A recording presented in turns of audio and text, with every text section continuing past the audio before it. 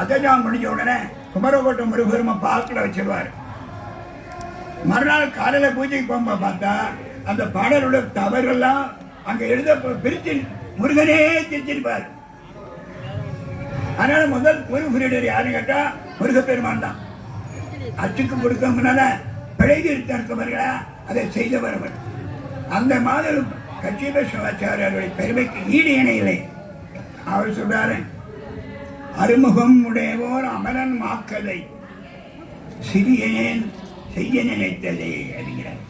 அந்த பெருமையை பார்த்தீங்களா? நம்மெல்லாம் வாழ்க்கையில் அடக்கமா வாழணும். கொஞ்சம் வந்து நிமிரக்கூடாது. அந்த நிமிர காஞ்சி புராணத்தில் கச்சிபு சிவஞான சுவாமி காஞ்சி புராணத்தில் ஒரு பாடல் சொல்வார். தொண்டை நாட்டில் வயலில் நிறைய பயிர்கள், நெல் பயிர். அந்த நெல் பயிர் வந்து பயிர் முற்றலைன்னா பச்சை பசேர் இருக்கும். அப்போ அது செங்குத்தா இருக்கும். பயிர் முற்றின பிறகு அது வளைஞ்சிடும். அதை காட்டாரு. எப்படி எல்லாருக்கும் பணிதல் நன்றாம். அது நல்ல அழகாக முத்து முத்தா நெல் வந்த உடனே அந்த பயிர் அப்படியே சாய்கிறது. அதுதான் அடக்கம். முற்றது பச்சை பசேர் இருக்கும் போது அது நான்கிற அகங்காரத்தில் இருக்கு என்று ஒரு அழகான ஓமானத்தை நம்முடைய காஞ்சி புராணத்தில் மாது சிவஞான சுவாமி நமக்கு சொல்வார்.